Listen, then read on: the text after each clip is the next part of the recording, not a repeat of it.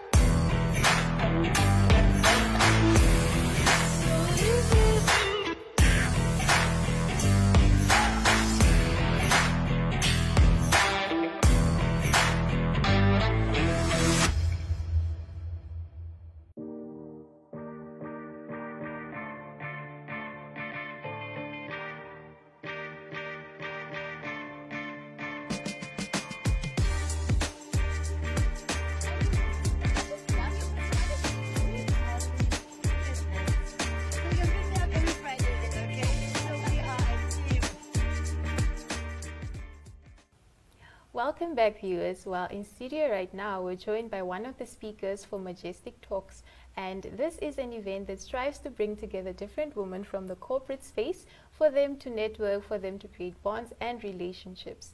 Well, we're joined by a speaker, Monica, and she will tell us a little bit about herself. Monica is my name, and Ilonga is my surname. I'm a MasterCard scholar, pursuing my master's in inclusive innovation at the University of Cape Town. I am a research analyst for MNC. It's a Canadian company. Okay. And I'm also a human resource practitioner at the Ministry of Education, Arts and Culture.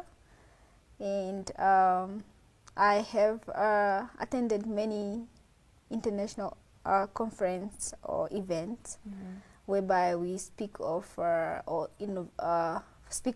and advocate for SDGs. Okay. And yes, that's me. What an interesting bio, guys. I mean, if this is a speaker with all these titles, then you can definitely expect to see more and to hear from different others. So who else can we expect to see on the panel during that event? You expect many women that believes and have interest in building bonds and empowering women. And speaking of myself, that I would be there to, or I have interest in building relations and encouraging and guiding women, young women, and just to fulfill their mission and their plans for future. And I would want to see every woman out there and achieving whatever they would want to achieve in life. And yeah. Awesome. So I hear we are not only expecting to see women, but also men, as we, not striving to live or to operate in isolation. I think our organizers have, planned this really well. It's an all-females event, but expect to see the men there also doing their thing. Yes, men will be there, as we cannot, isolate. You can't be in isolation. We will need men as to like it's an unfinished puzzle to say. A woman cannot operate on their own. They will need ideas also from men, and we'll learn from them, because I believe that everyone have different ways of doing things. Everyone have different ways of how they see the world. So I believe men that have the courage to build women out there who will be there to, to guide us and just to empower us also. Amazing, amazing stuff. So guys, you've heard it. You've heard from a speaker herself with this long, amazing, impressive bio, guys. So if you're not interested in attending this event, I don't know what you're doing. So, we've read that you have interests in technology, innovation, and education. So how does that help you to serve the local community? My interest in those subjects have motivated me to give back to the community. As between 2014 and 2018, I volunteered as a youth advisor in community and regional youth empowerment program. Through this program, I offered career guidance and mentorship session to students, especially in public schools. I got to know through my work with those disadvantaged students who lacked academic and career guidance, affecting children in social interactions and their view of themselves and the world and the life ahead of them. And those practice experience with students in the community have enabled me to build a bridge that acts as a springboard for influencing Namibia education system around and continuous development and a sustainable growth mindset. And also, I have attended several international organizations and INGO, Educational and Youth Leadership Program, where in last year I have attended one in Egypt and another one in Tanzania. In those events, we not only think through challenge of global education, especially in affecting global South nations, we also write, report, and advocate influence policy making processes and education design of local and international education organizations. Impressive. So you've been around the world a little bit. We also learned that you had the opportunity to learn and work with emerging Canadian technologies. So, I just spoke about you being around the world earlier. So how have you brought this knowledge back to your local community? Through MNC Consulting, I had the opportunity to develop educational technology that improve access to a quality education and learning that applies to the community that they live and work in. And whereby I had the opportunity to serve the social and public institution of countries like UAE, India, Mongolia, etc. This serve experience, especially with fellow developing nations like Namibia. Countries continues to increase my knowledge of global education system, vice versa, the technology those countries are adopting to foster teaching and learning and increasing access to quality education. Subsequently, I plan to adopt and modify some of those technologies in educational design in advising the Namibian government and education organizations. All right. So we have learned a little bit about your background, educational background, what you're involved in and what you like to get up to. So with regards to this event, what are you looking forward to? What what is exciting for this event? What exciting is that I would want to meet different women from different careers, from different backgrounds, with different mission and plan for the future, and how we see and work together to evolve this world. Yes, I'm also looking forward to being there. I hope our organizer will send me an invite, But yes, I'm looking forward to, meeting different people, different women, empowering each other. And this is not a closed section. We might also expect to see men. Is that correct? Yes. Yes, because we have in future we will involve men also. All right. So yes. We're looking to, expand our horizon and meet new people, network, and build bonds. Yes. All right, so thank you so much for joining us in studio. We hope to see you at the event and to hear you speak. I hope to see you too, and I hope that you bring a lot of women that are around you to be part of this event. Thank you so much. I'll definitely do that. Well, guys, we've come to the end of this interview. Please stay tuned for some career motivation.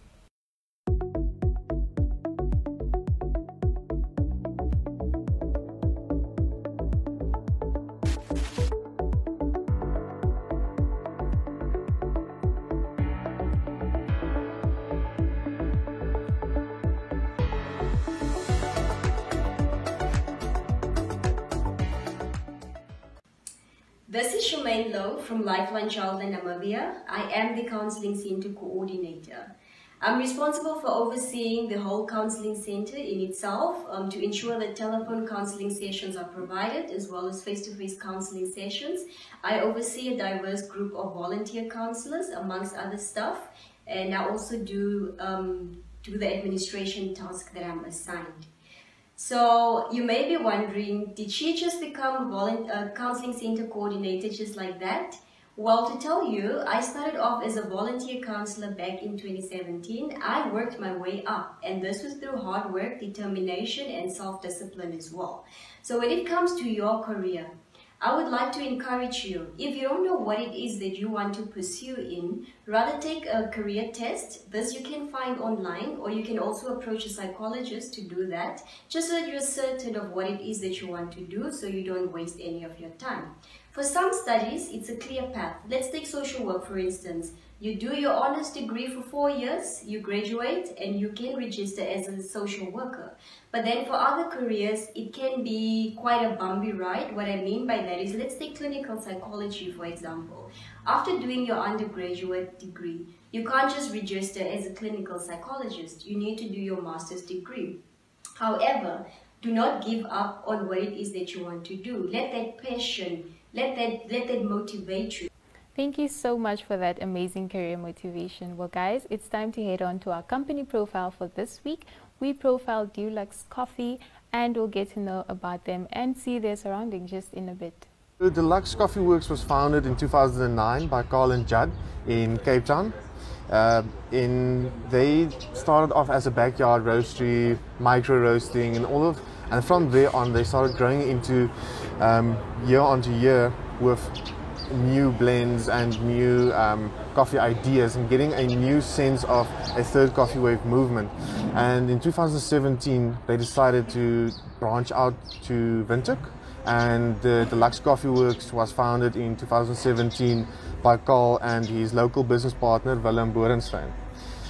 Deluxe since then has been operational since 2017, where we import green beans, we roast, we supply, and we serve awesome coffee for our clients. As luck should be, 2017 Deluxe was founded on 23 March, in Independence Day, and as it will be this year, 2021, it was also open for the public on 23 March. So there's some kind of special arrangement by the powers to be. So yes, we opened to the public on the 23rd of March of 2021. And it's more of a cultural hub than a coffee shop for us. You're just not a customer, you are part of the family. So we decided to branch out to the Klein Windhoek area, where there's a huge diversity of clientele and personalities that we look after and that we try to bring together. What makes this coffee so unique is since 2009, since the initial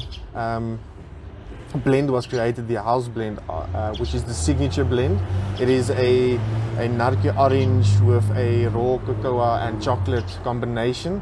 So since then it hasn't changed, and what makes it so special is it's been passed down year after year and nothing has changed. All that we try to achieve is giving it in a sense which a client will like, and having it produced in a way they would like it, and serving it the awesome style. So we have an assortment of gourmet bagels, which will be the smoked salmon, roast beef, gypsy ham, a caprese if you're feeling lucky. And then we also offer cheesecake slices and mudcake slices for those who are looking for something lekker and soet. And then once in a while, every Friday, we give out complimentary pastanatas to our clients as a thank you for being a member of the family. I would say the favorite would be a cappuccino, and then secondly followed by close by would be the ice latte. That's definitely a favorite, especially in this high temperature climate that we are in. Yes. People love a strong coffee, but still a cold and enjoyable coffee. Viewers, we've come to the end of this amazing show. I hope you guys enjoyed it and you've learned a lot from our amazing profiles. Well, don't forget to comment down below when Majestic Talks will take place, and you might just be one of the lucky winners. I'm looking forward to that myself. So if it's a competition, let's do that. But I'll see you guys again next week, same time, same place.